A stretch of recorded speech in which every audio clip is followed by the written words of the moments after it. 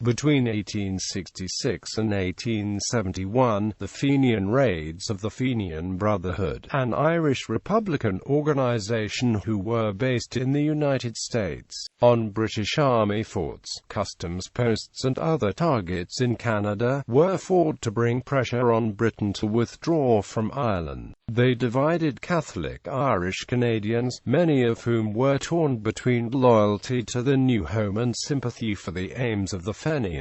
The Protestant Irish were generally loyal to Britain and fought with the Orange Order against the Fenians, while the U.S. authorities arrested the men and confiscated their arms. There is speculation that some in the U.S. government had turned a blind eye to the preparations for the invasion, angered at actions that could have been construed as Canadian assistance to the Confederate States of America during the American Civil War. There were 5 Fenian raids of note and all of them ended in failure. Campobello Island Raid, led by John O'Mahony. This Fenian raid occurred in April 1866, at Campobello Island, New Brunswick. A Fenian Brotherhood war party of over 700 members arrived at the main shore opposite the island intending to seize Campobello from the British. British Commander Charles Hastings-Doyle, stationed at Halifax, Nova Scotia, responded decisively. On the 17th of April 1866 he left Halifax with Royal Navy warships carrying over 700 British regulars and proceeded to Passamaquoddy Bay, where the Fenian force was concentrated. This show of British might discouraged the Fenians, and they dispersed. The invasion reinforced the idea of protection for New Brunswick by joining with the British North American colonies of Nova Scotia, and the United Province of Canada, formerly Upper Canada and Lower Canada, to form the Dominion of Canada. Niagara Raid. The Fenians now split into 2 factions. The original faction, led by Fenian founders James Stephens and John O'Mahony, focused more on fundraising for rebels in Ireland. The more militant Senate faction, led by William R. Roberts, believed that even a marginally successful invasion of the province of Canada or other parts of British North America would provide them with leverage in their efforts. After the failure of the April attempt to raid New Brunswick, which had been blessed by O'Mahony, the Senate faction implemented their own plan for invading Canada.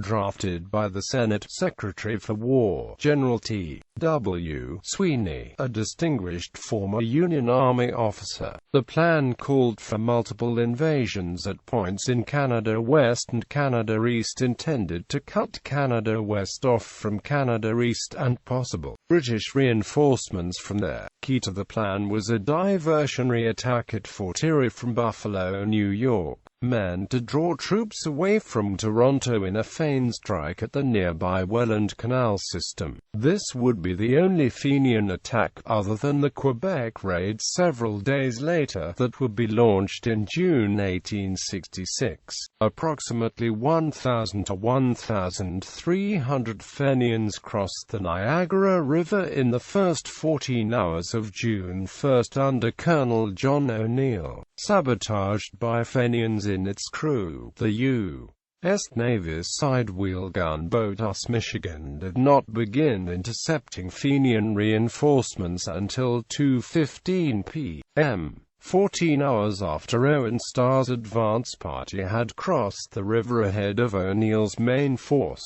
Once the Michigan was deployed, O'Neill's force in the Niagara region was cut off from further supplies and reinforcements. After assembling with other units from the province and traveling all night, the Canadians advanced into a well-laid ambush by approximately 600 to 700 Fenians the next morning north of Ridgeway, a small hamlet west of Fort Erie. The Canadian militia consisted of inexperienced volunteers with no more than basic drill training but armed with Enfield-rifled muskets equal to the armaments of the Fenians. A single company of the Queen's Own Rifles of Toronto had been armed the day before on the ferry crossing from Toronto with state-of-the-art 7-shot Spencer repeating rifles, but he had not had an opportunity to practice with them and were issued with only 28 rounds per man. The Fenians were mostly battle-hardened American Civil War veterans, armed with weapons procured from leftover war supplies,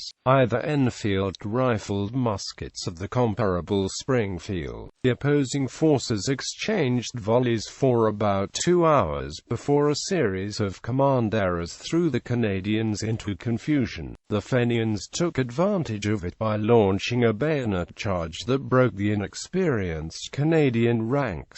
7 Canadians were killed on the battlefield, 2 died shortly afterwards from wounds, and 4 would later die of wounds or disease while on service. 94 more were wounded or disabled by disease. 2 Fenians were killed and 16 wounded. After the battle, the Canadians retreated to Port Colborne, at the Lake Erie end of the Welland Canal. The Fenians rested briefly at Ridgeway, before returning to Fort Erie. Another encounter followed that saw several Canadians severely wounded and the surrender of a large group of local Canadian militia who had moved into the Fenian rear. After considering the inability of reinforcements to cross the river and the approach of large numbers of both militia and British regulars, the remaining Fenians released the Canadian prisoners and returned to Buffalo early in the morning of June 3. They were intercepted by the gunboat Michigan and surrendered to the American Navy. Until recently it was alleged that the turning point in the battle was when Fenian cavalry was erroneously reported and the Canadian militia ordered to form square, the standard tactic for infantry to repel cavalry. When the mistake was recognized, an attempt was made to reform in column. Being too close to the Fenian lines, it failed. In his recent New History of Ridgeway, however, historian Peter Vronsky argues the explanation was not as simple as that. Prior to the formation of the square, confusion had already broken out when a unit of the Queen's Own Rifles mistook 3 arriving companies of Redcoat Hamilton 13th Battalion for British troops. When the Queen's Own Rifles began retiring to give the field to what they thought were British units, the 13th Battalion mistook this for a retreat, began withdrawing themselves. At this moment that the infamous form square order was given, completing the debacle that was unfolding on the field. A board of inquiry determined that allegations over the alleged misconduct of Lieutenant Colonel Alfred Booker, on whom command of Canadian volunteers had devolved, had not the slightest foundation for the unfavorable imputations cast upon him in the public prints. Nevertheless, the charges dogged Booker for the rest of his life. A second board of inquiry into the battle at Fort Erie exonerated Lieutenant Colonel J. Stoughton Dennis, Brigade Major of the 5th Military District, although the president of the Board of Inquiry, Colonel George T. Dennison, differed from his colleagues on several key points. 5 days after the start of the invasion, U.S. President Andrew Johnson issued a proclamation requiring enforcement of the neutrality laws, guaranteeing the Fenian invasion could not continue. Generals Ulysses S. Grant and General George Meade went to Buffalo, New York to inspect the situation. Following instructions from Grant, Meade issued strict orders to prevent anyone from violating the border. Grant then proceeded to St. Louis.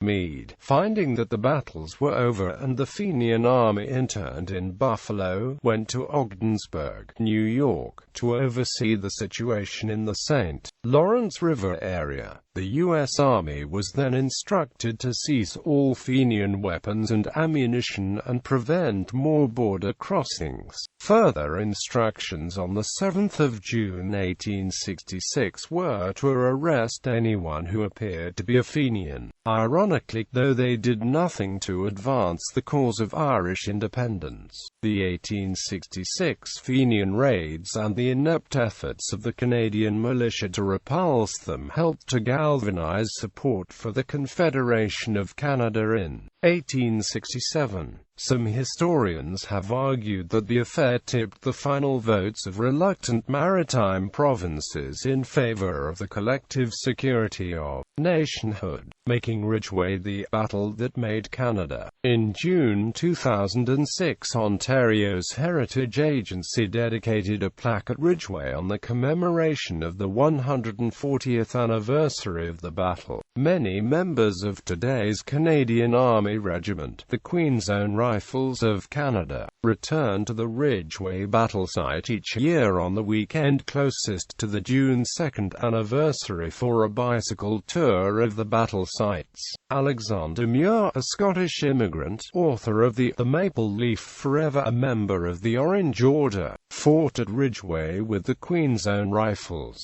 A Fenian commander was Brigadier General Thomas William Sweeney, who was arrested by the United States government for violating American neutrality. Nevertheless, he was soon released and served in the regular army until he retired in 1870. The total casualty figures for the Fenian raids into Canada 1866, including deaths from disease while on service in both Canada West and Canada East, were calculated by the Militia Department in 1868 as 31 dead and 103 wounded struck by disease. Pigeon Hill Raid. After the invasion of Canada West failed, the Fenians decided to concentrate their efforts on Canada East. However, the American government had begun to impede Fenian activities, and arrested many Fenian leaders. The Fenians soon saw the plans begin to fade. General Samuel Spear of the Fenians managed to escape arrest, and on June 7, Spear and his 1,000 men marched into Canadian territory, achieving occupancy of Pigeon Hill, Frelighsburg, St. Armand and Stanbridge. At this point, the Canadian government had done little to defend the border, but on June 8, Canadian forces arrived at Pigeon Hill and the Fenians, who were low on arms, ammunition and supplies, promptly surrendered, ending the raid on Canada East.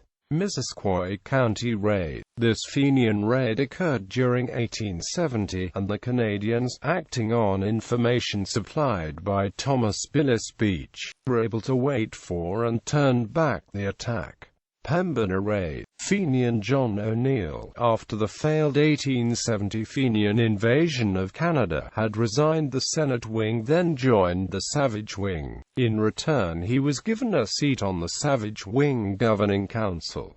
In 1871, O'Neill and an odd character named W. B. O'Donoghue asked the Savage Wing Council to undertake another invasion of Canada across the Dakota Territory border. The council, weary of Canadian adventures in general and O'Neill in particular, would have none of it. O'Neill's idea was turned down, but the council promised to loan him arms and agreed they would not publicly denounce him and his raid. O'Neill resigned from the Fenians to lead the invasion, which was planned in St. Paul, Minnesota, to invade Manitoba near Winnipeg. About 35 men, led by John O'Neill, William B. O'Donoghue, and John J. Donnelly, hoped to join forces with Louis Riel's French Indian Amis.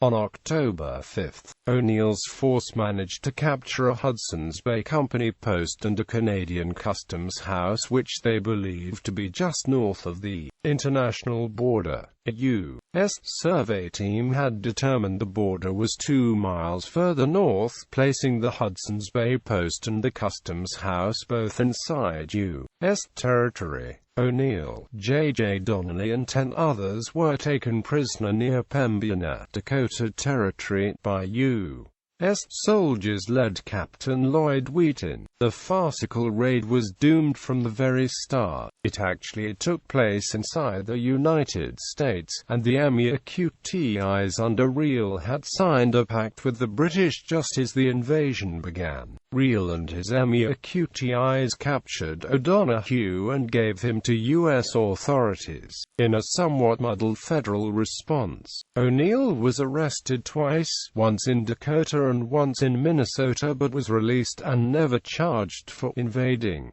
U.S. territory. The men captured with him were released by the court as simply dupes of O'Neill and Donnelly.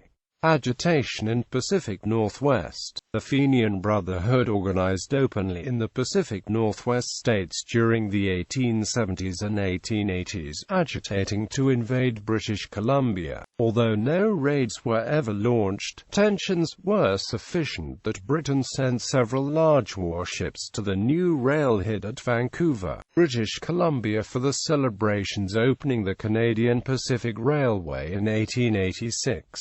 Results and long-term effects. Support for the Fenian Brotherhood's invasion of Canada quickly disappeared and there was no real threat after the 1890s. Nevertheless, the raids had an important effect on all Canadians. The Fenian raids caused an increased anti-American feeling in Canada and the Maritimes because of the U.S. government's perceived tolerance of the Fenians when they were meeting openly and preparing for the raids.